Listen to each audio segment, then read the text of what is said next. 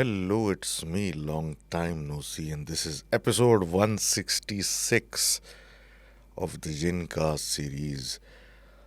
फिर वापस आए हैं आपके पास कुछ स्टोरीज लाए हैं आपने भेजी हमने सुनानी है और यही हम कर रहे हैं पिछले कई सालों से और आप लोग सपोर्ट करते रहते हैं तो बहरहाल इट्स बिन फन मज़ा आता है। अब आज जो है ना बड़े टाइम के बाद हमारे पास एक स्पेशल स्टोरी आई है बकरी के बच्चे की। तो काफ़ी हमने की हैं और बकरा बकरी एंड ऑल दैट का एक ख़ास रिलेशन है इधर विद दिस सब्जेक्ट। लेकिन और भी जानवर होते होंगे, लेकिन हमारे यहाँ जो पॉपुलर जानवर है for this kind of mimicry या जो भी भेस बदलने के लिए वो इस खित्ते में ज़्यादातर बकरी या बकरे ही हैं। लेकिन अगर कोई और चीज़ है तो ज़रूर बताएं। वैसे बिल्लियाँ होती हैं, 10 चीज़ें होती हैं, लेकिन अमूमन स्टोरी ज़्यादातर जो सुनी है मैंने ये जो आती हैं वो बकरी के बच्चे की आती हैं। तो खैर वो तो हो गया और होता रहेगा। तो आगे मेन मुद्दे पे आते हैं and getting down to business immediately. बात करते हैं सबसे पहले अगली स्टोरी यासिर साहब की है और यासिर साहब जो कहते हैं बेसिकली यहीं से बकरी से ही स्टार्ट हो रहा है, लेकिन विद अ ट्विस्ट। वही हमारी वो सेम स्टोरी नहीं है ये जो हर दफ़ा होती है। तो ये कहते हैं कि इनकी नानी का घर जो कराची में जिस एरिया में था, समथिंग क्वार्टर्स नाम थे उसके, और उस एरिया की ख़ास बात ये थी कि बड़े मैदान मैदान बने हुए थे उसके एतराफ़ में, प्ले ग्राउंड से खाली ग्राउंड इस तरह का सिलसिला था। उन ग्राउंड्स को डिवाइड किया हुआ था लोगों ने इस तरीके से कि मतलब कपड़े सुखाने के लिए गलियाँ डाली हुई थी उन जगहों पे, मतलब इतनी खुली खुली जगह थी और बकौल इनके काफ़ी सन्नाटा रहता था उस टाइम में, नानी के टाइम में। तो ये आम वहाँ पे सिलसिला था। अब ये कहते हैं कि ये स्टोरी उनको नानी ने सुनाई थी कि ये इनके जो भाई हैं नानी के, वो ये भी इनके नाना ही हुए, बहरहाल इनके जो भाई थे नानी के वो कपड़े डालने गए। अब टाइम इन्होंने मेंशन नहीं किया, दोपहर होगा या कुछ ऐसे ही टाइम होगा। तो वो दोपहरिया के अंदर जाके वो उस एरिया में किसी ग्राउंड में कपड़े फैला रहे थे। अब ये कहते हैं कपड़े फैलाते फैलाते इन्होंने सन्नाटा ग्राउंड के अंदर महसूस किया कि करीब में एक बहुत क्यूट सा छोटा सा एक बकरी का बच्चा है जो बड़ा प्यारा सा लग रहा था इनको। तो उन्होंने ये अपना काम पूरा किया और उसको जल्दी से आके पकड़ा और उछाला और उसको मतलब उससे खेल रहे थे, बिल्कुल छोटा सा। वे कहते उछाल रहे हैं, सब कुछ कर रहे हैं, नॉर्मल था। लेकिन थोड़ी देर के बाद जैसे जैसे वो उससे खेल रहे थे उसके साथ, तो उसका वज़न बढ़ने लगा, उसकी टांगें लंबी होने लगी, कुछ अलग ही मतलब उसके फीचर्स निकलने लगे। तो नीने उठा के उसे नीचे फेंका और भागे वहाँ से और सीधा घर जाके अपने घुसे। अब ये कहते हैं पुराने लोगों के वक्तों की बात है, घर गए सही मतलब आराम से स्टेबलाइज हुए, ठीक हो गए, सब सेट हो गया और उसके बाद उस जगह को अवॉइड करना शुरू कर दिया। अब ये कहते हैं कि उस जगह से जब भी वो गुज़रते थे या कोई और जाता था, अव्वल तो वहाँ कोई जाता नहीं था और इस तरह की कहानी सुनने के बाद लोग और अवॉइड कर रहे थे। लेकिन जब भी वहाँ से कोई गुज़रता था तो वहाँ पे उस बच्चे की, बकरी के रोने की आवाज़ आती थी, जैसे कि कोई है पर नज़र कुछ नहीं आता था। तो thank you very much for sharing that story mister Yasir. और उस इलाके का नाम जो है वो ज़रा बताइएगा आप। मैं आई डाउट कि अब इतने बड़े ग्राउंड होंगे कहीं कराची में, लेकिन फिर भी बताइएगा ज़रूर। और ये एक अलग ट्विस्ट था ऑन द बकरी सब्जेक्ट। तो I wouldn't call it refreshing क्योंकि अगेन सिमिलैरिटीज़ बहुत है, लेकिन बात वही है कि मैनिफेस्टेशन इस चीज़ की हमारे यहाँ जो है वो इस जानवर में ज़्यादा है बनिस्बत किसी और जानवर के। तो बहरहाल आगे बात करते हैं और हमारे दोस्त जो हैं अरसलान साहब वो बताते हैं कि इनकी नानी का घर गुलशन में था, और उस घर का मतलब उन्होंने सेटअप बताया हुआ कि एंटर हों तो मतलब घर के मेन गेट से एंटर हों, पहले चार दीवारी के, तो कार पार्क के वहाँ से एंटर होंगे तो जनाब टीवी लाउंज में घर में घुसेंगे तो टीवी लाउंज होगा, इस तरफ किचन है, उस तरफ रूम्स वगैरह हैं। अब बहरहाल ये बताते हैं कि इनकी बहन और इनके एक भाई की ये स्टोरी है, और वो घर पे थे अकेले, और वो अपने नाना के कमरे में थे। अब नाना के कमरे में एक बेड था जिसका मतलब जो सरहाना था, या जो दीवार से जिस तरह लगा हुआ होता है बेड एक तरफ, तो उस साइड पे एक शीशा था, और उससे कमरे के दरवाजे पे नज़र पड़ती थी अगर आप उस तरफ देखें। तो वो दोनों, ये और इनकी बहन, कोई कंप्यूटर या लैपटॉप पे कुछ उस शीशे की तरफ रुख करके, मुंह करके बैठे हुए कुछ कर रहे थे उस पे, और घर पे शायद कोई नहीं था, इनको सही से पता नहीं था। ये अपना कुछ कर रहे थे और फिर इनकी नज़र उस शीशे पे पड़ी, जो उस पर उन्होंने देखा कि बाहर कोई औरत टहल रही है। तो इसने, अब यानी इनके भाई ने अपनी बहन को कहा कि वो देखो खाला है आई नहीं है, या खाला आगे पीछे जा रही हैं। अब खाला के पीछे ये अपने गए भाई इनके, और उन्होंने पूरे घर में ढूंढा, वो कहीं नहीं मिली। और थोड़ी देर के बाद उन्होंने देखा कि बाज़ार से घर वाले इनके खाला समेत आ रहे हैं, इनकी वालदा वगैरह सामान लेके, जिस पे इनको मतलब बताया कि भाई इस तरह था, लेकिन घर पे कोई नहीं था। तो एहसास हुआ कि ये कौन शख्स था जो हमें नज़र आ रहा था।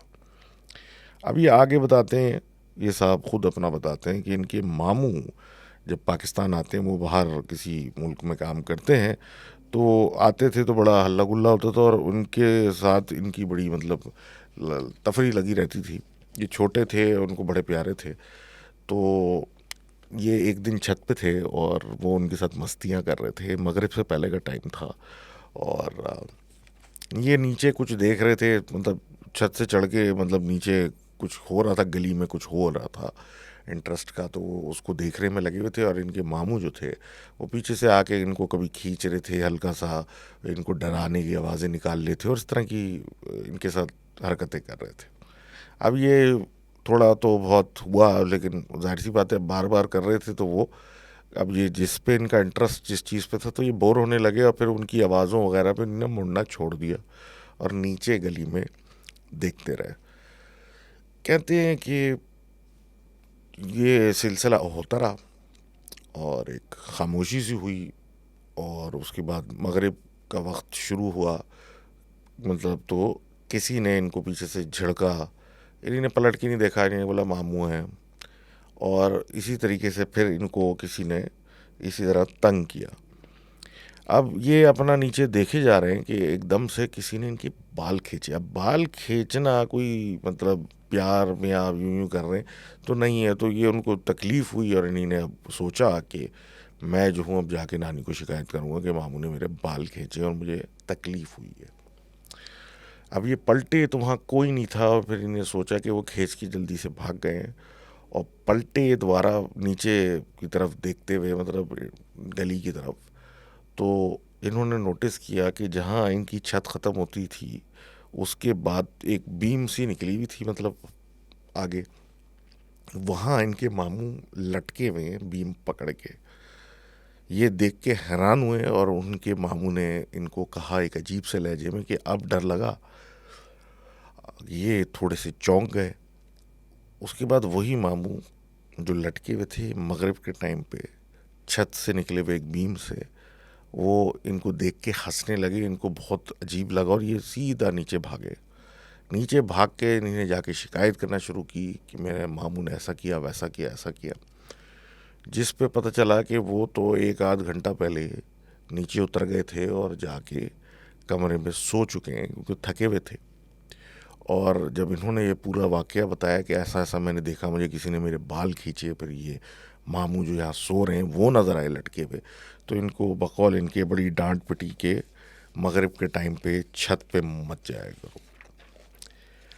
अब आगे ये बात करते हैं कि अब ये सूरत हाल हुई कि कुछ वक्त गुज़र गया। इनकी नानी जो है नानी इंतकाल कर गई और घर का सामान खाली हो रहा था और शायद घर बिकने को था या कुछ सिलसिला था।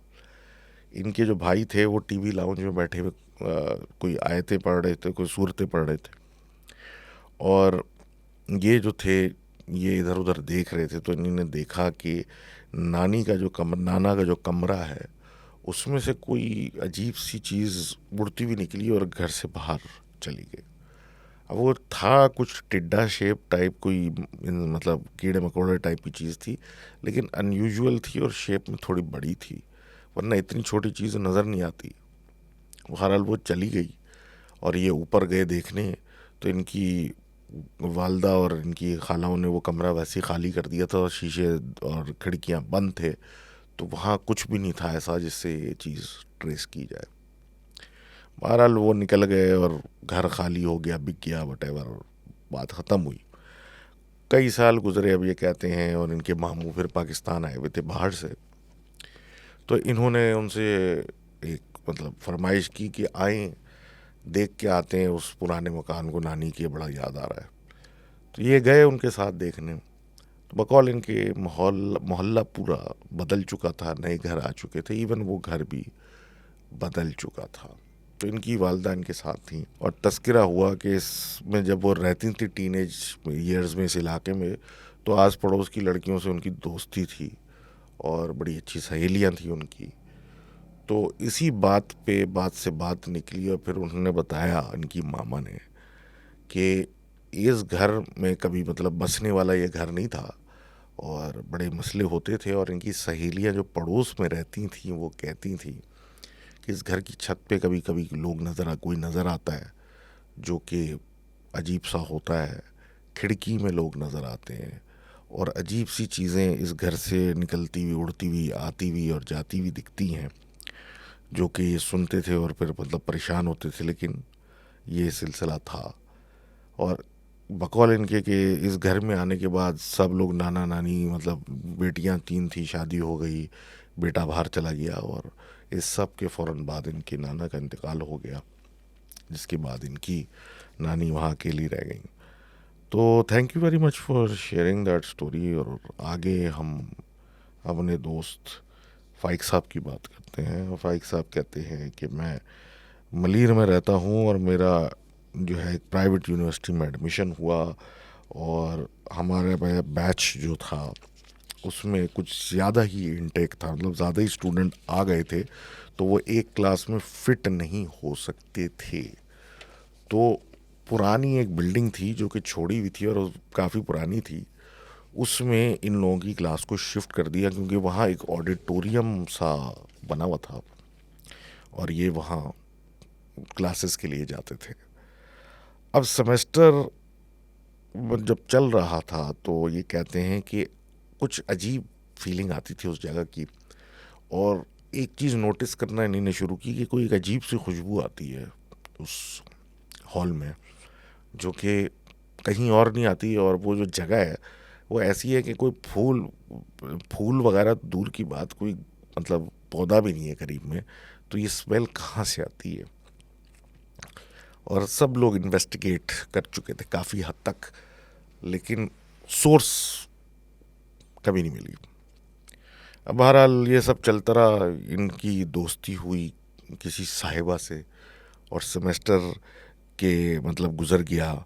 अब ये कह रहे हैं कि ये वहाँ आए हुए थे और गपशप लगा रहे थे, और ये वापस, क्योंकि शोर शराबा बहुत था, तो उन खातून के साथ ये वापस उस हॉल में गए, बैठ के वहाँ गप लगा रहे थे। तो एज़ यूजुअल वहाँ खुशबू आना शुरू हुई, ये लोग अपनी बातें वहाँ कर रहे थे, तो वो खुशबू एकदम से जो है वो ख़राब होने लगी, और एक टाइम ऐसा है कि वो इतनी ख़तरनाक बदबू बन गई कि ये दोनों उल्टी करने वाले थे, तो ये वहाँ से भाग गए। इन्होंने अपने दोस्तों को बताया और इनके दोस्त वहाँ गए चक्कर लगाने और उन्होंने देखी जगह, लेकिन वहाँ कोई स्मेल नहीं थी, और ये अपना वाक़या बता रहे हैं, लेकिन उन्होंने बोला ऐसा यहाँ कुछ भी नहीं है, सब ठीक है। बहरहाल रात गई, बात गई। अब ये कहते हैं कि सिलसिला कुछ ऐसा लगने लगा कि वहाँ पे कुछ फील होता था, लेकिन ऐसा सच कुछ होता नहीं था। अब सेमेस्टर का एंड हो चुका था, इनके कुछ दोस्त जो थे वो फेल हो गए थे, तो समर सेमेस्टर के अंदर वो क्लासें लेके मतलब अपना रिपीट कर रहे थे। ये जो थे, अब जाहिर सी बात है फारिग थे, तो ये साहब वहाँ जाया करते थे और इंतज़ार करते थे उनके फ्री होने का, ताकि फिर कहीं बैठक लगे या कुछ हो। तो अक्सर बाहर टहल रहे होते थे, तो एक दिन ये कहते हैं ईयरपॉड्स लगा के गाने सुनते हुए ये टहल रहे थे, तो इनको किसी ने धक्का मारा। अब ये कहते हैं मैं मतलब गिरा, ये हुआ, कुछ हुआ, लेकिन मतलब जब सीधा हुआ तो वहाँ कोई नहीं था, और क्योंकि टाइल्स थे तो मैं अजूम किया कि शायद मैं किसी चीज़ से फिसल गया, क्योंकि मेरा ध्यान जो था वो गानों पे था और ईयरपॉड्स था, तो मुझे पता नहीं चला। बहरहाल दोस्तों की क्लास ख़त्म हुई, ये अपने कहीं सैर सपाटे पे निकल गए। वापस आए तो इनको वॉशरूम जाना था, तो यूनिवर्सिटी में ही चले गए।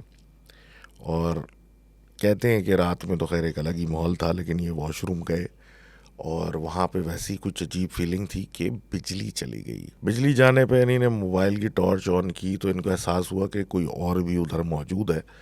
लेकिन ये बहरहाल वहाँ से ये सोच के कि चौकीदार होगा या कोई होगा करके वहाँ से निकल लिए और घर चले गए। उस रात ये कहते हैं कि ये अपने घर पे थे और रात का कोई टाइम था।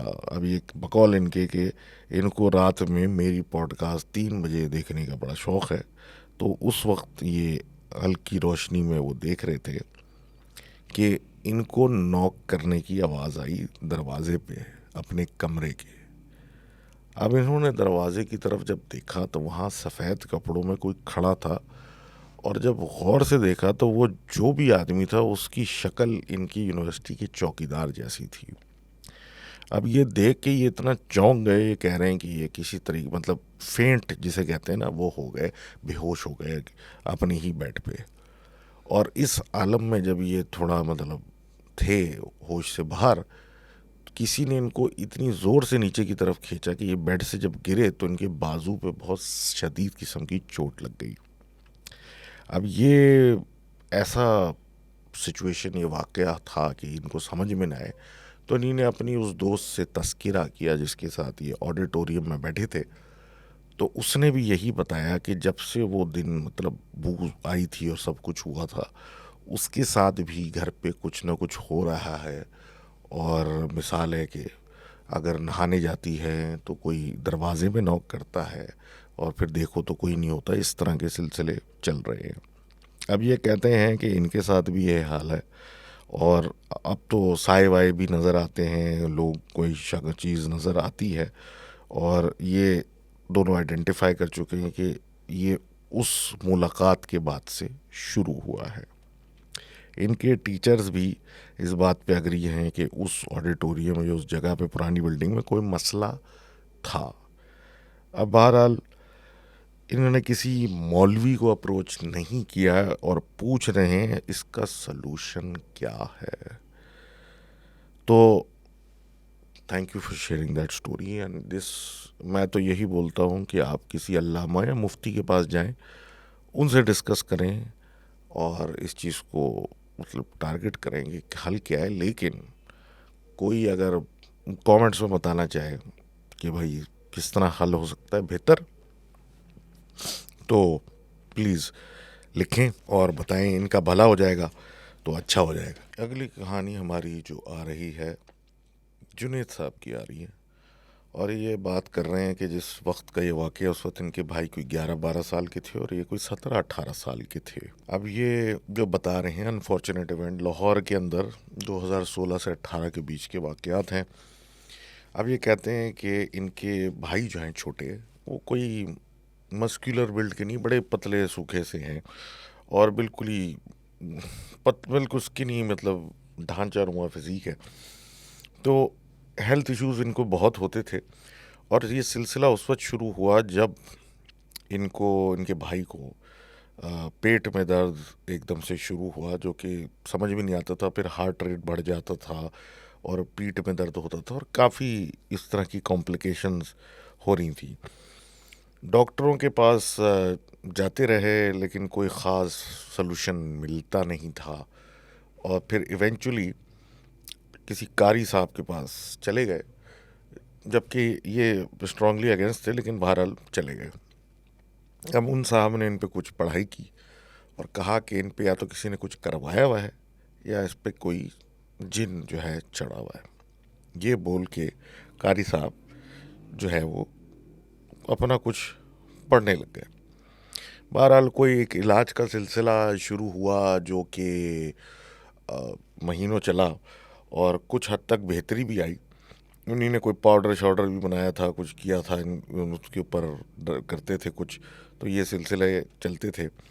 अब एक दिन कारी साहब ने कुछ ऐसा पढ़ा जिस पे वो जिन ने हाजिरी हो गई और उसने उसको बुलाया। और जब जिन ने उस लड़के के ऊपर मतलब हावी हो के उससे बात की तो बस कारी साहब का काम हो गया और वो बोलने लग गए कि ये मेरे बस की बात नहीं है। अब ये कहते हैं इस काम के बाद चीज़ें ख़राब होना शुरू हो गई और इनका भाई मज़ीद बिगड़ने लगा और उसको फिट्स और सीजर पड़ना शुरू हो गए और वो मतलब मामला काफ़ी बिगड़ गया। ये हर चीज़ करते थे लेकिन कुछ हो नहीं पा रहा था और हालात ये थे कि ये छत पे जाते थे तो इनको छुरियाँ मिलती थी पड़ी हुई, यानी इनके जो लिखने वाले हैं जुनेद साहब, और जली हुई गुड़ियाँ मिलती थीं। अब ये देख के अंदाज़ा होता था कि इस जगह में जो भी रहता था कुछ मसला था उन लोगों के साथ। अब इनके वालिद साहब भी थोड़ा मतलब अजीब थे और वो ऐसी बातें करते थे कि भाई इसका तो वक्त आ गया है और उसकी दफनाने की तैयारी करो वगैरह वगैरह, जिस पे काफ़ी फड्डे वड्डे होते थे घर पे। और इवेंचुअली इनके वालिदैन की डाइवोर्स हो गई। अब ये कहते हैं कि जनाब ये ए लेवल्स पढ़ रहे थे और मतलब इनका एक अपना कमरा था जहाँ ये थे और वहाँ ये पढ़ रहे होते थे तो इनको स्लीप पैरालिसिस का मसला शुरू हो गया। रोज़ रात को 3 बजे इनकी आँख खुल जाती थी और ये बिल्कुल पैरालाइज्ड होते थे। अब ये तो ठीक था लेकिन फिर एक रात क्या हुआ कि इनकी इसी तरीके से आँख खुली और इन्होंने देखा कि हैंगर इनके कमरे में एक था, वो उड़ता हुआ इनकी तरफ आ रहा था जैसे कोई इनको खींच के मार रहा है। अब ये तो बातें अपनी जगह, लेकिन इस दिन के बाद इन्हीं ने फैसला किया कि कुछ अरसा मैं सबके साथ सोता हूँ। अब ये उस कमरे में सोए जहाँ सारे लोग थे। रात को फिर उसी टाइम इनकी आंख खुली, लेकिन आज क्या था मतलब इस रात कि अंधेरा था और उस अंधेरे में 2 लाल आंखें इनको नज़र आनी थी जो इनको घूर रही थी और बस वो मंज़र ऐसा था कि उसके बाद ये सो ही नहीं पाए। अब ये कहते हैं कि इनकी बहन जो थी उन्होंने भी इस वाक़े के मतलब अगले दिन बताया कि एक दिन वो अकेली थी तो उन्होंने 2 इंसान नुमा चीज़ें देखी जो बिल्कुल उल्टी थी, यानी टांगे नीचे की जगह हाथ नीचे थे और इस तरीके से सिलसिला था और वो देख के काफ़ी डर गई। अब ये चीज़ें की वजह से इन्होंने घर चेंज किया। अब घर चेंज किया उसके बावजूद कुछ अरसे में फिर ये सब शुरू हुआ, जो इनको शक हुआ कि इनके वालिद साहब की तरफ के जो लोग हैं वो इन चीज़ों में काफ़ी इन्वॉल्व रहते हैं, तो कुछ मामला कुछ वहाँ से गड़बड़ लग रहा है। बहरहाल अलग अलग मौलवी बुलाए गए, भाई के ऊपर कुछ कराते थे लेकिन मामला हल नहीं हो रहा था। अब ये हो गया मामला शुरू हो चुका था कि भाई जो थे वो उस जिन को बुला लेते थे या वो खुद हावी हो जाता था और वो बातें करने लग गया था, चीज़ें बताने लग गया था और इनके वालिद साहब की तरफ के जो लोग थे और वालिद साहब थे वो आके उनसे सवालात पूछते थे कि मुस्तकबिल में क्या होने वाला है और उनको कोई जायदाद मिलने वगैरह वगैरह, जिस तरह के लोगों के सवालात होते हैं। अब इनके जो दादा अब्बू थे उन्होंने उनके अपने मतलब पोते को मशहूर कर दिया था जैसे कि कोई ऐसी चीज़ है जो कि लोगों को उनके फॉर्च्यून्स बताएंगे, जिसकी वजह से एक अलग ड्रामा शुरू हो गया था और वो बेसिकली इस सिचुएशन का या इस पोजीशन का फ़ायदा उठाना चाह रहे थे। इनको ये लग रहा था कि शायद इसको स्प्लिट पर्सनैलिटी डिसऑर्डर है, एक वक्त कुछ हो जाता है एक वक्त कुछ हो जाता है, जो कि पॉसिबिलिटी है ऐसे केसेस में, जो कि रूल आउट आप नहीं कर सकते। बहरहाल सबको बुलाया जी, सब कुछ किया।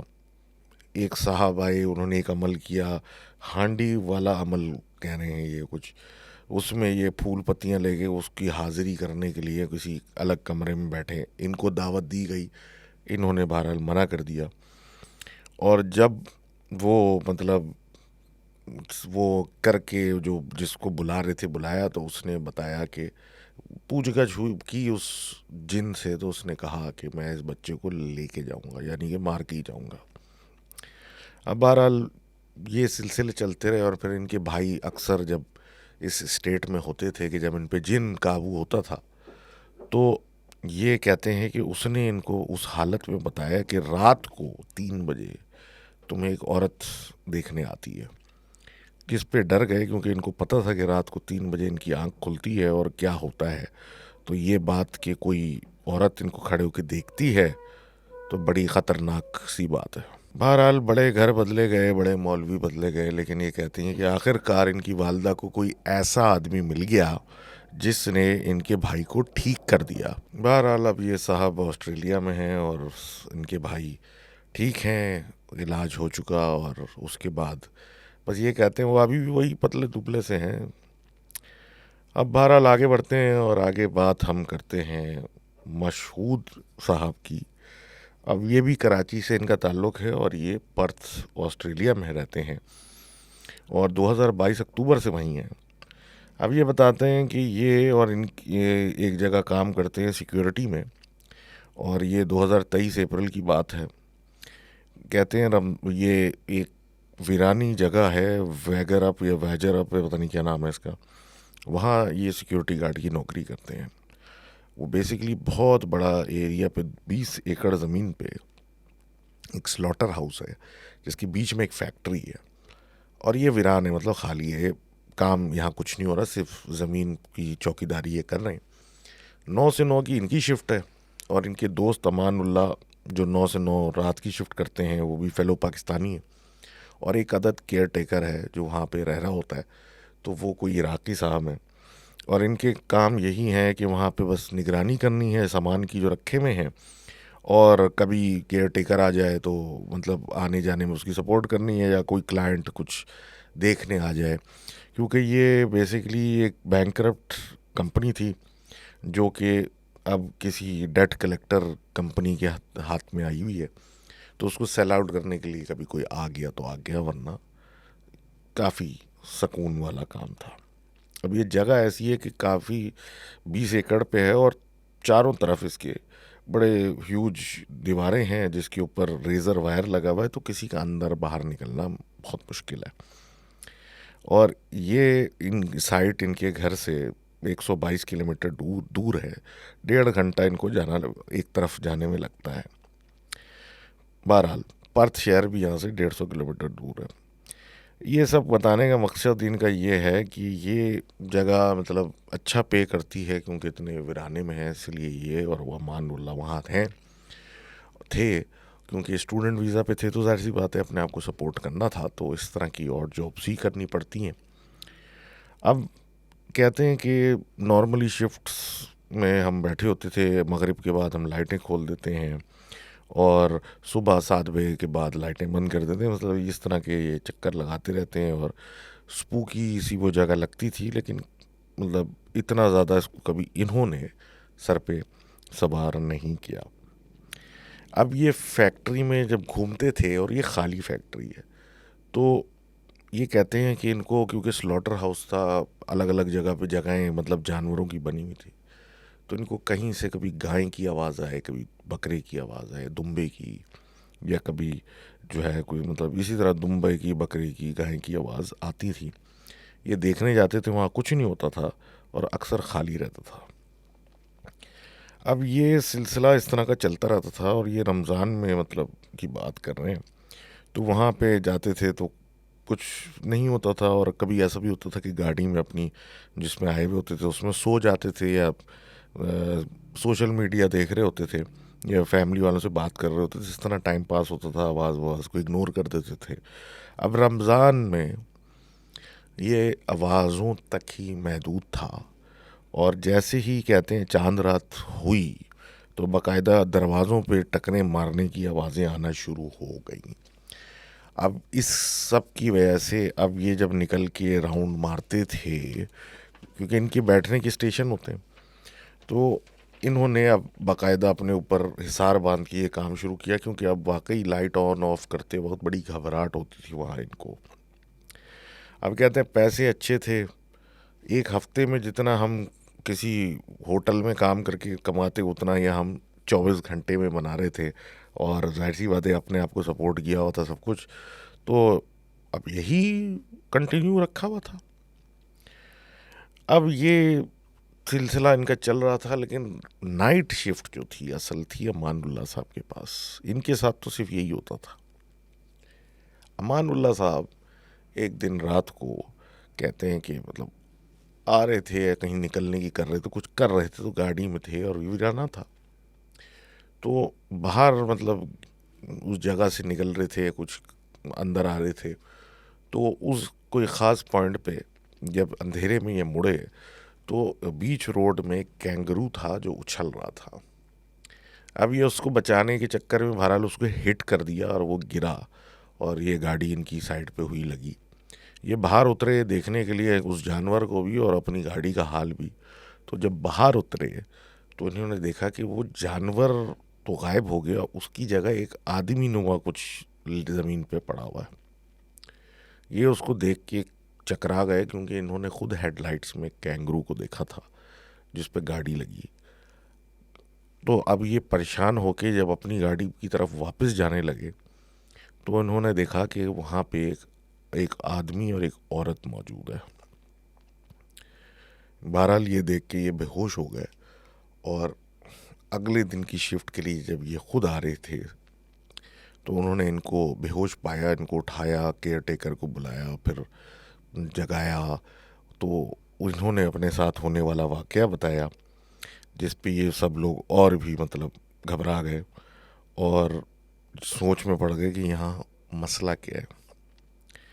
अब ये कहते हैं इनकी शिफ्ट के दौरान भी कभी कभी दीवारों पे साए नज़र आते थे, लेकिन ऐसा ज़रूर हुआ कि ये फैक्ट्री के बीच में से जा रहे थे तो उल्टी हाथ वाली साइड पे इनको दुम्बे भागते हुए नज़र आए, और ये उनको देख के डर के रुके तो वो आपस में टकराए। तो इस तरह के कभी कभी जानवरों के विजन्स इनको आते जाते भागते हुए नज़र आते थे, और उनकी आवाज़ें तो आती थीं। अब ये कह रहे हैं कि मैं गाड़ी में जब बैठता था अपनी, कि मतलब गाड़ी में बंद करके बैठ गए अपने आप को डिस्ट्रैक्ट करने के लिए, तो गाड़ी को भी कुछ नॉक करता था आके अंदर, मतलब बाकायदा कोई इनको अटेंशन पकड़ने की कोशिश करता था। अब ये कहते हैं जनाब कि एक दिन तो ऐसा भी हुआ कि किसी जानवर की ही आवाज़ में किसी ने इनको बुलाया, तो ये डर गए और अपने ऊपर हिसार वगैरह बांध के बैठ गए। अब ये मामला चल रहा था, और ये उस गाड़ी वाले अमानुल्लाह के इंसिडेंट के आसपास की ही चीज़ें, कि कहते हैं एक दिन कोई कवि हैकल किस्म का अजीब सा आदमी इनके सामने नज़र आ गया। कहाँ से आया, क्यों आया, पता नहीं चला, लेकिन वो इनके सामने खड़ा हो गया, और उसके अंदर ऐसी कुछ खौफनाक फीचर्स थी जिसको देख के इनको डर लग रहा था, और इन्होंने अल्लाह का नाम लेना शुरू किया। तो उसने इनसे पूछा कि तुम यहाँ क्या करने आए हो, और इस तरह की बात की। इन्होंने कहा कि मैं यहाँ ड्यूटी करता हूँ, और मैं किसी को तंग नहीं करता करने आया हूँ, मैं अपना काम कर रहा हूँ, मुझे कंपनी ने रखा है, मेरा ये काम है और मैं ये करता हूँ। जिस पे उसने कहा कि हमारा कबीला यहाँ रहता है, और हमारे बच्चे जो हैं वो निकल के खेलते हैं, और बात करने का अंदाज़ कुछ ऐसा था कि एक वार्निंग थी बेसिकली, कि आप हमें तंग ना करें और मैं आपको तंग नहीं करूँगा, इस तरह की बात। इन्होंने बहरहाल बताया कि मैं और मेरे बाद एक लड़का आता है, वो करता है, जिस पे वो गुस्से में आ गया, और उसने इनको कहा कि उसने हमारे लोगों को नुकसान पहुँचाया, उसको मैं छोड़ूंगा नहीं। इन्होंने हज़रत सुलेमान का वास्ता देना शुरू किया और सब कुछ करना शुरू किया कि ये मतलब जान छोड़ दें और हम अनकरीब चले जाएंगे, हमारा वक्त पूरा हो रहा है, कॉन्ट्रैक्ट पूरा हो रहा है, हमारी जान को बख्श दें। लेकिन उसने इनसे कहा कि मैं जो हूँ, क्या कहते हैं, तुम्हें तो मतलब इशारतन उसने कहा कि छोड़ दूंगा, लेकिन रात की शिफ्ट वाले की खैर नहीं है। इन्होंने अमानुल्लाह को ये बात बताई, जिस पे अमानुल्लाह ने एक माफ़ीनामा लिख के उस जगह पे कागज़ की सूरत में छोड़ा, और उसके बाद बहरहाल वो जगह छोड़ के भाग गए। अब ये कहते हैं इनकी आखिरी वहाँ की रहने की तारीख 1 मई थी और 7 मई को उनकी वापसी की फ़्लाइट थी, तो ये वहाँ से चले गए और ये सिलसिला ख़त्म हुआ। अब अमानुल्लाह साहब के साथ क्या हुआ ये तो अब अमानुल्लाह साहब ही बता सकते हैं। तो thank you very much for sharing that story. And अब बीच वीराने में ऑस्ट्रेलिया के अंदर आप बात कर रहे हैं ऐसी चीज़ों की और ऐसे स्लॉटर हाउस की, तो इट्स नॉट अ सरप्राइज कि ऐसा हो, और प्रॉबेबली शायद यही वजह हो फैक्ट्री बंद होने की, जिसकी वजह से ये इस हालत में पहुंची कि अब ज़मीन डेट कलेक्टर के पास है। तो थैंक्स अगेन। अगली स्टोरी जो आ रही है वो अरबिश साहब हैं या साहिबा हैं, बहरहाल ये बता रहे हैं कि छोटी सी कहानी है कि गुलशन इकबाल में ये कराची में रहते थे, और इनके ताया जो थे बड़े वेल्दी आदमी थे और बड़ा शो ऑफ करते थे चीज़ों को, और काफ़ी चीज़ें बताते थे लोगों को, मतलब एक तरीके से शो ऑफ वाला उनका एटीट्यूड था। अब इनके वालिद ने इनको ये बताया कि उनकी बड़ी अनटाइमली डेथ हुई थी। कोई मतलब साहब एक दिन, मतलब कोई कॉलीग थे इनके ऑफिस के, वो आए इनको किसी चीज़ की खुशी में मिठाई दे के गए। अच्छा, थे वो बड़े शौकीन मिठाई के, लेकिन डायबिटीज़ भी थी और मसले थे, लेकिन छोड़ते किसी चीज़ को नहीं थे। तो उन्होंने वो छुप के खा ली। खाने के बाद उनकी तबीयत बिगड़ने लगी। सोचा वही कि शुगर का मसला होगा, लेकिन कुछ अलग ही मसले थे। दाने निकल आए, उनमें से पस बहने लगी, और हालात ये हो गए कि देखते ही देखते वो बेड पे आ गए। बेड पे आने के बाद डॉक्टरों ने कुछ अरसे में तो देख देख के एक इलाज करते रहे सिम्टोमेटिक, लेकिन फिर कहा कि भाई इनको अब कुछ नहीं हो सकता, ये एक ख़ास डायरेक्शन में शुरू हो चुके हैं जिधर कुछ नहीं हो सकता। किसी बाबे वगैरह को भी मतलब आखिर डेस्परेशन में पकड़ा गया, तो उसने कहा कि इनके ऊपर किसी इनके जानने वाले ने कुछ करवाया है, और वो जो भी चीज़ है वो इनकी जान लिए बगैर नहीं जाएगी। अब ये सुना, फिर सारी बातें हुई, तो बहरहाल कोई अमल हुआ। अब उस अमल में क्या हुआ कि उन बाबा जी ने एक मटकी बनाई, और इनके यानी कि वालिद को बोला और एक और अंकल को बोला कि रस्सी से वो बंधी हुई, इसको फौरन समंदर में फेंक के आओ। अब वो निकल पड़े फेंकने के लिए, लेकिन अब ये कहते हैं जैसे जैसे समंदर करीब आ रहा था, उस मटकी को पकड़ना मुश्किल हो रहा था, और उसके ऊपर जो रस्सी थी वो भी लंबी होती जा रही थी, कुछ अजीब होती जा रही थी। और जब समंदर के करीब आने लगे तो एक आवाज़ आई, जिसमें उसने कहा आवाज़ ने कि मैं इसको लेकर ही जाऊंगी, तुम लोग कुछ नहीं कर सकते। अब ये कहते हैं कि बस 2 सेकंड के लिए तो ये सुन के डर में रुक गए थे, लेकिन इन्होंने उस मटकी को उठा के पानी में फेंक दिया। अब बहरहाल ये सब करने के बाद जब ये वापस पहुँचे तो पता चला कि इनके जो भाई थे यानी ताया इनके, वो जा चुके हैं इस दुनिया से। अब फ्यूनरल हुआ, यानी कि तदफीन पे एक साहब आए जिनको पहचाना गया कि ये वही थे जो मिठाई दे के गए थे, और बाकी कॉलीग्स ने भी कहा कि ये आदमी ठीक नहीं है, पर किसी की हिम्मत उसको इसलिए कुछ बोलने की नहीं हुई कि इतना नुकसान हो चुका है, और बस ऐसे गलत काम करने वाले के मुंह नहीं लगना चाहिए।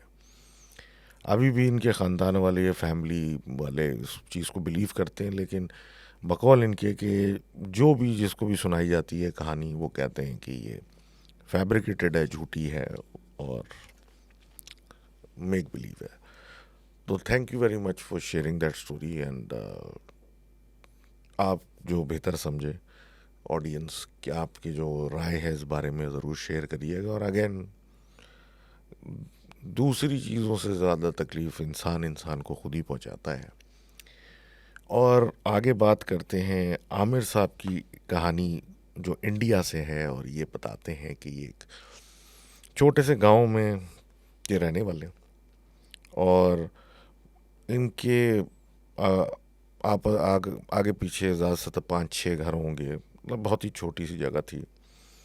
और इनकी अब्बा ने बड़ी मेहनत से पैसे जमा करके एक ज़मीन ख़रीदी थी जिस पे एक बड़ा आलीशान घर बनाया। अब वो ज़मीन थी तिकोनी। इनको कई लोगों ने कहा कि ये अच्छी, मतलब शेप नहीं होता घर बनाने के लिए और नहुसत आती है इससे, लेकिन बहरहाल अब जो इनके पास था वो लग चुका था और इनके पास और कुछ आसरा नहीं था। अब तिकोना घर होने की वजह से इनके घर की तरफ से दो रास्ते जाते थे। एक तरफ गेट था जहाँ एक कटहल का पेड़ था जो कि बड़ा खौफनाक था, वो नज़र आता था, और दूसरी तरफ कुछ बांस की जमगट्टा सा था, और ये तिकोनी तरफ इस तरीके से आगे अलग अलग हुआ होता। वे कहते हैं उसी तिकोनी तरफ पे अंदर घर के जामुन के पेड़ थे, और काफ़ी, मतलब इस तरह की अंदर घर के, क्योंकि गांव का घर था तो काफ़ी ग्रीनरी थी और काफ़ी कुछ पौधे वौधे लगे हुए थे और ज़बरदस्त था, मतलब एक सेटअप था। उसी अंदर ज़मीन में एक तरफ एक किचन था, उसके पास एक कुआं था, और वो किचन लकड़ी के जलने वाला था, एक घर के अंदर भी था। और फिर जब अंदर आए तो घर था काफ़ी आलीशान, बड़ा, 4 बड़े बड़े कमरे, बीच में हॉल, आगे किचन, अंदर जाके, और फिर छत पे, उसी हॉल के एंड में छत पे चढ़ने की सीढ़ी वगैरह। और ये मकान ऐसा बना हुआ था कि ज़मीन से थोड़ा ऊंचा था, तो एक, मतलब एलिवेटेड था, और मेन दरवाजे वगैरह भी जाली या ग्रिल लगे हुए थे जिससे अंदर बाहर नज़र आता था बंद करने के लिए। बहरहाल मकान जो था वो, क्या कहते हैं, उस वक्त नया था और बड़ा खूबसूरत भी था, और आते जाते वाले लोगों की नज़र उस पर पड़ती थी। लेकिन जिस वक्त ये मकान बना था, एक तरफ वो जो बांस वाली साइड थी उस वक्त तो उधर तो इसी तरह के दरख्त वगैरह लगे हुए थे, और दूसरी साइड जो थी खेत खलियान थे, और मतलब खाली सा था सिलसिला, और उसमें थोड़ा आगे जाके एक झोपड़ी थी जिसमें कहते थे कि कोई रिक्शे ड्राइवर और उसकी वाइफ रहती है। बहरहाल आगे पीछे और कोई नहीं था और सन्नाटा था, वीराना था। और ये कहते हैं कि इस मकान में हम जब से आए तो कुछ न कुछ मसला था, होता था। अब ये कहते हैं कि इन्होंने जब से होश संभाला तो इनकी वालदा बीमार रहती थी, इनके वालिद कर्ज में रहते थे, और जब ये भी थोड़े बड़े हुए तो ये हमेशा बीमार पड़े रहते थे। चारों तरफ खुला था मकान, में खेत का मतलब थे और सब कुछ था, फिर भी घर के अंदर सफोकेशन महसूस होती थी और दम घुटता था। अब ये एक समझ से बाहर सिलसिला था। बहरहाल ये कहते हैं कि ये कोई 7वीं क्लास में थे जब ये वाक़या हुआ जो ये बताने जा रहे हैं, और इस वक्त इनके घर में ये दादा दादी, अब्बा अम्मी, ये और इनके छोटे भाई होते थे। और इस घर में कभी से भी शुरू से फीलिंग अच्छी नहीं आती थी, हमेशा अनईजी रहते थे। घर के बाहर जो आंगन था उसी में अलग से वॉशरूम बना हुआ था, और क्योंकि गांव के घरों में ऐसे घर के अंदर वॉशरूम नहीं होते तो ये अलग से ही था। और ये बोल दो सब सही था, चलते थे, लेकिन इनको फिर भी डर लगता था, तो कहते थे कि अक्सर कि मतलब रात में या किसी टाइम पे कि वालिद साहब को बोलते थे, फिर ये बाथरूम जाते थे, वो बाहर खड़े होते थे इनकी सपोर्ट पे। अब ये कहते हैं जनाब, वो जो उन दिनों, ये उस वक्त की बात है, तो ये छुट्टियां थी इनकी, होमवर्क मिला हुआ था, गर्मियां शुरू हो चुकी थी शदीद, तो ये और इनके भाई जो थे आंगन में क्रिकेट वगैरह खेलते रहते थे और इस तरह टाइम पास होता था। अब वो जो झोपड़ी थी वो सुना था खाली हुई हुई है आजकल, क्योंकि जो रिक्शे वाला था उसका, उसकी बेगम जो थी वो, उसका इंतकाल हो गया था, और कुछ इसी सिलसिले में वो गायब था। लेकिन मोहल्ले के जो बच्चे थे उन्होंने बताया हुआ था, या मोहल्ले में ये बात मशहूर थी कि वो रिक्शा ड्राइवर अच्छा आदमी नहीं था और दारू पी के अपनी बेगम को मारता था जो कि प्रेग्नेंट थी, और इसी तरीके से उसने उसको मार दिया है। इस बात पे इनको यकीन नहीं था, लेकिन मोहल्ले का हर बच्चा ये बात कहता था। अब ये कहते हैं कि एक हफ्ता हुआ था शायद इंतकाल के उस औरत के, और ये और इनके छोटे भाई बाहर क्रिकेट खेल रहे थे आंगन में। मगरिब का वक्त होने लगा था, इनकी अम्मी अंदर से आवाज़ दे रही थी कि अंधेरा हो रहा है, घर के अंदर आओ। लेकिन इन्होंने सोचा अभी थोड़ी रोशनी बाकी है, दो चार, ये बॉलिंग करा रहे थे तो दो चार और राउंड खेल लेते हैं। बहरहाल इनके भाई ने कस के मारा बॉल को, और वो बिल्कुल तिकोने हिस्से में जो घर का था जहाँ जामन के पेड़ थे, वहाँ बॉल चली गई। अब ये वहाँ बॉल लेने गए तो उधर एक दीवार में एक सुराख हुआ था, जो कि बकौल इनके कि मोहल्ले के कमीने बच्चों ने किया था, क्योंकि वो अंदर घुस के उधर से जामन तोड़ते थे। तो वहाँ ये पहुँचे तो इनको महसूस हुआ बॉल उठाते कि कहाँ कोई मौजूद है। इनको लगा कि ये वो बच्चे होंगे उस चक्कर में कि वो जामन या कुछ तोड़ें, क्योंकि अच्छे खासी थे वहाँ।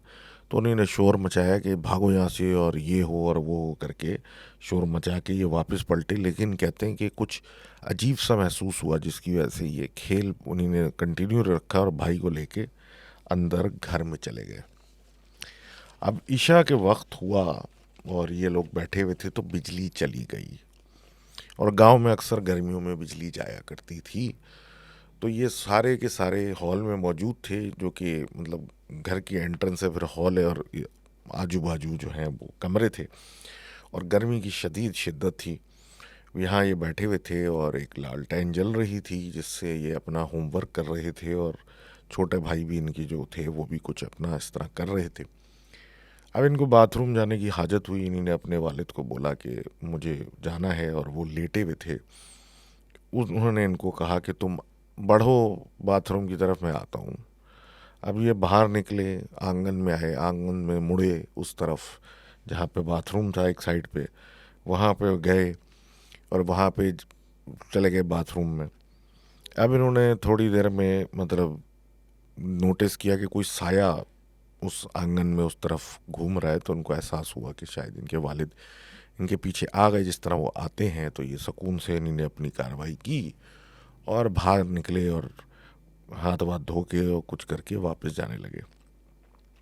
अब जब बाहर निकले तो इन्होंने देखा कि बाहर कोई उस आंगन में नहीं है। तो इन्होंने सोचा कि भाई वो आए होंगे, इन्होंने देखा होगा और चले गए होंगे। तो ये वापस अंदर चले गए। अब जब अंदर गए तो दादी जो थी वो बिल्कुल दरवाजे के पास थी, कुर्सी पे बैठी हुई थी, और दादा दादी वहाँ थे। ये तो अंदर आए जहाँ से उठे थे, तो वहाँ अभी भी इनके वालिद बेड पे लेटे हुए थे, एक मतलब ज़मीन लेटे हुए थे चारपाई पे। एहसास तो इनको हुआ कि इतनी जल्दी ये बाहर से अंदर इधर तक पहुँच नहीं सकते जितनी देर में मैं आया हूँ। लेकिन बहरहाल इन्हें कुछ सोचा नहीं इस बारे में, और अपने काम पे लग गए। अब ये कहते हैं मैं अपना काम कर रहा था कि एकदम से मुझे कपकपी सी महसूस हुई, और एक ठंड सी महसूस हुई, ठंडी हवा सी, जो कि इतनी शदीद गर्मी में बग़ैर बिजली के समझ से बाहर था कि कैसे आई। अब जब ये सिलसिला हुआ तो इनकी दादी जो बाहर मतलब हॉल के कोने पे वरांडे के पास थी, वो आईं, और उन्होंने इनकी वालदा को बोला कि बच्चों को लेके कमरे में जाओ। इनकी वालदा बच्चों को लेके कमरे में चली गई, यानी इनको और इनके भाई को, और दरवाज़ा बंद कर दिया। दादा दादी और इनके वालिद कमरे के बाहर। अब इनको तो समझ में नहीं आ रहा हुआ क्या, और कुछ ही देर इनको इस कमरे में हुई थी कि ये कहते हैं कि एक औरत के रोने की आवाज़ आना शुरू हुई। अब वो आवाज़ भी कुछ अजीब थी कि करीब आ रही है, दूर जा रही है। पहले दूर से आ रही थी, अब करीब आती हुई महसूस हो रही थी। अब ये कहते हैं कि इनकी वालदा जो थी, इन्होंने जब देखा उनकी तरफ तो वो अपने बेटे, छोटे बेटे को पकड़ के बैठी हुई हैं, और उस छोटे बच्चे ने अपने कानों पे हाथ रखे हुए हैं, और वो ज़ोर ज़ोर से आयतें पढ़ना शुरू हो चुकी हैं, और ये हैरत में उनको देख रहे हैं। और बाहर से आवाज़ें आ रही हैं जैसे कि इनके दादा दादी और अब्बा भी इसी तरीके से आयतें पढ़ रहे हैं। बहरहाल आयतें चलती रहीं, और ये सब सिलसिला चलता रहा, और रात ऐसे ही मतलब हो गई। अब ये सोच रहे थे कि निकले बाहर देखने के लिए कि क्या सिलसिला हो रहा है।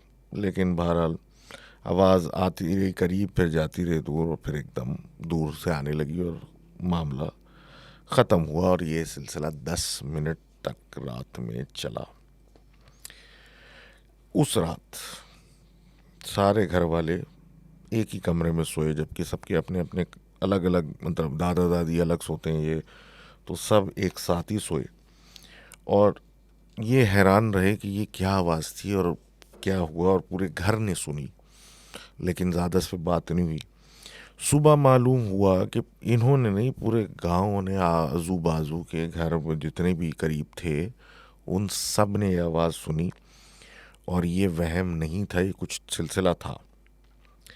बहरहाल माहौल गांव के लोगों ने ये फैसला किया कि ये जो आवाज़ थी, ये कुछ हवा का कुछ सिलसिला था और कोई जानवर के रोने की थी, जिसकी वजह से ये सिलसिला हुआ। और उसको घबराने के लिए, मतलब लोगों को बोला कि छोड़ दें और सुकून करें।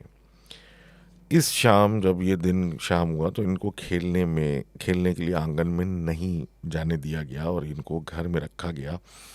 और एक दहशत थी ईशा के वक्त तक की, क्योंकि फैसला यही था कि दोबारा आवाज़ आती है तो फिर सोचते हैं, वरना तो हवा है ये और कुछ भी नहीं है। अब ये कहते हैं एक डरावने हॉरर मूवी सीरियल की तरह रात को, मतलब ये एक्सपीरियंस कर रहे थे। और जैसे ही गर्मी थी, रात हुई, बिजली चली गई, ईशा का वक्त हुआ, और उसके बाद एक अजान वगैरह नमाज के कोई कुछ ही देर के बाद ये कहते हैं कि रोने की आवाज़ आना शुरू हो गई।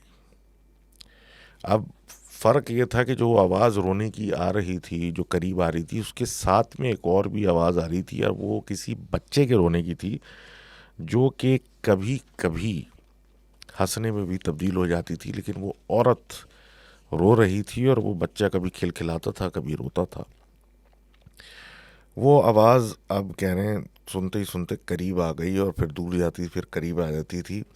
अब ये उस कमरे में अंधेरे में थे, लेकिन इन तजस्सुस शुरू हुआ कि आखिर ये हो क्या रहा है, और ये दादा दादी और बाबा बाहर कर क्या रहे हैं। तो ये अंधेरे का फ़ायदा उठा के चुपके से कमरे से बाहर निकल आए। बाहर निकले तो हॉल में, जाहिर सी बात है, सामने दरवाज़ा की जगह ग्रिल लगी हुई थी, तो नज़र आ रहा था बाहर। और बाहर जो इनका आंगन था, जगह थी, उसके आर पार भी, क्योंकि मकान ऊंचा था, तो एक तरफ से वो बांस के हुजूम भी नज़र आ रहे थे जो घर के एक तरफ थे। अब ये देखा इन्होंने कि इनके अब्बा दादा दादी जो हैं वो सूरतें और आयतें पढ़ रहे हैं, और इन्होंने इधर उधर देखना शुरू किया। तो इन्हें एहसास हुआ कि जो वो बांस के पेड़ हैं, वहाँ कोई चीज़ मौजूद है। इन्होंने उस तरफ देखा तो उसने, मतलब इनकी तरफ, समझ लेंगे, अंधेरे में सर घुमा के इनको देखा। उसका चेहरा तो नज़र नहीं आ रहा था, लेकिन इनको एहसास हो गया कि वो जो भी चीज़ थी उसने इनको देख लिया है और नोटिस कर लिया कि ये यहाँ मौजूद है। वो पलटी, और कहते हैं वो कुछ इस तरह पलटी कि अभी वो बांस में मौजूद थी, अब वो घर के आंगन के अंदर खड़ी हुई थी। और जब गौर से देखा तो वो अंधेरे में कोई औरत थी, जिसकी गोद में एक बच्चा था, लेकिन अंधेरे की वजह से समझ नहीं आ रहा था कि उसका चेहरा क्या है। और वो रो रही थी, और वो बच्चा भी कभी खिलखिला रहा था, कभी रो रहा था। घर वालों ने आयतें और ज़ोर ज़ोर से पढ़ना शुरू कर दी, और ये मंज़र देख के ये बहुत ज़्यादा खौफज़दा हो गए और अपनी जगह बकौल इनके जाम हो गए। इनके दादा ने इनको देख लिया इस हालत में, और उनको जल्दी से उठा के इनका मुंह अपने सीने की तरफ करके पकड़ लिया, क्योंकि वो औरत करीब आ रही थी। और ये अपने काम करने लग गए सब, और आयतें वगैरह सब पढ़ते रहे। ये डर के मारे आंखें बंद करके अपने दादा के सीने से चिपके रहे, और ये सिलसिला दुआएं पढ़ने का चलता रहा कि कहते हैं कि आखिरकार कब इनकी आंख लगी इनको नहीं पता। सुबह हुई, और सुबह इनकी आंख खुली तो पता चला मोहल्ले के लोग जो जमा हैं, और कल रात का वाकया और रोने की आवाज़ें पूरे मोहल्ले ने सुनी है। पूरे मोहल्ले ने सुनी है, और ये अब फैसला हो चुका था कि मौलाना को, एक माने हुए मौलाना को बुलाया हुआ था, और वो हर घर में गांव के जाके, हर घर पे जाके हिसार बांध रहे थे, आयतें पढ़ रहे थे, और ये काम कर रहे थे।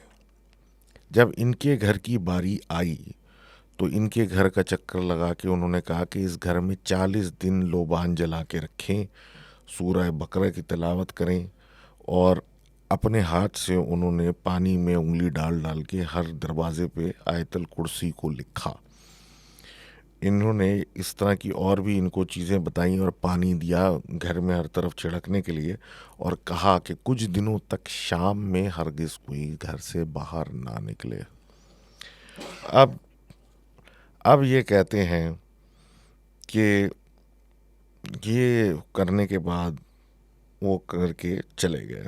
मोहल्ले में सबको ये शक था कि ये औरत नहीं कोई और चीज़ है, और लोगों का ख्याल था कि क्या ये वो औरत तो नहीं जिसका लोग कह रहे हैं कि कत्ल उसके शोहर यानी रिक्शे वाले ने कर दिया हो। बहरहाल रात हुई और पूरा मतलब ये सिलसिला आयतों और तिलावतों में रात हुई दोबारा, और इसी तरीके से करते रहे। और 5वें या 6ठे दिन जाके ये आवाज़ें औरत और बच्चे की बंद हुई। किसी को ये समझ में नहीं आया आखिर ये माजरा क्या था और ये कौन औरत थी और कैसी थी और क्या हो रहा था। और इनको तो बहरहाल ख़ुद यकीन हो गया था ये कोई और ही चीज़ थी, कोई इंसान नहीं था जिसने डराया।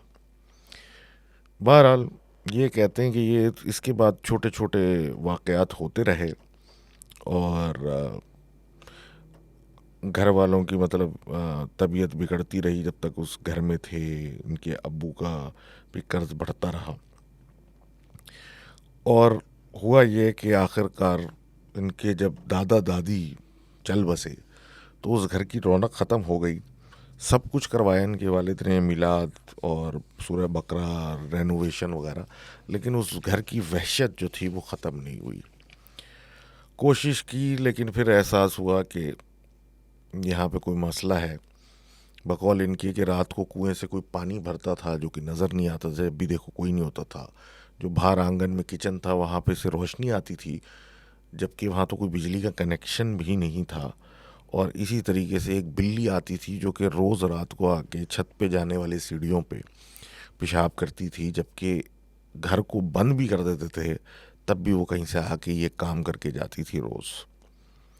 बहरहाल किसी ने इनको सलाह दी कि जामुन के पेड़ जितने भी हैं वो बहुत ज़्यादा इनको कटवा दो तो चीज़ें बेहतर हो जाएंगी, जिसके बाद इन्होंने कहा कि बेहतर हुई।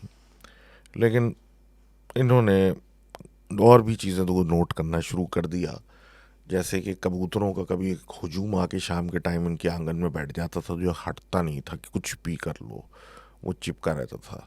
कहाँ से आता था कहाँ जाता था किसी को समझ में नहीं आता था, और ये सारे मामले चलते रहते थे। अब ये कहते हैं जनाब कि अभी ये घर छोड़ चुके हैं, और घर छोड़ने के बाद इनकी वालदा की तबीयत ठीक रहती है, इनके वालिद के फाइनेंशियल इश्यूज़ ठीक रहते हैं, और ये भी अब हट्टे कट्टे रहते हैं। इनको कोई वहाँ मसला नहीं है जाने के बाद। लेकिन जब भी इस घर की विज़िट करते हैं तो इनको ऐसा लगता है कि ये घर इनको काटने को दौड़ रहा है। अब ये क्या एक बात और भी है कि जो जिस औरत का ये जिक्र कर रहे थे झोपड़ी में रहती थी जो शायद मर गई, उसका शौहर उस औरत के मरने के 1 साल में वो भी मर गया था। और इस रोने की आवाज़ों और इस सिलसिले के बाद वो आदमी पागल हो गया था और मोहल्ले के बच्चे उसे पत्थर मारा करते थे। तो बहरहाल अब अल्लाह ही बेहतर जानता है कि उनके साथ क्या हुआ था और हकीकत क्या है। हम तो सिर्फ कहानी सुनाते हैं, बाकी मर्जी है ऊपर वाले की है क्या है, और आपकी जो भेज रहे हैं कि क्या सच है क्या झूठ। बहरहाल this was episode 166। This is your host Salman उर्फ डॉक्टर सुलंगी। उम्मीद है आपको पसंद आया होगा और आप लिखते रहेंगे। तो until next time, thank you very much and Allah Hafiz.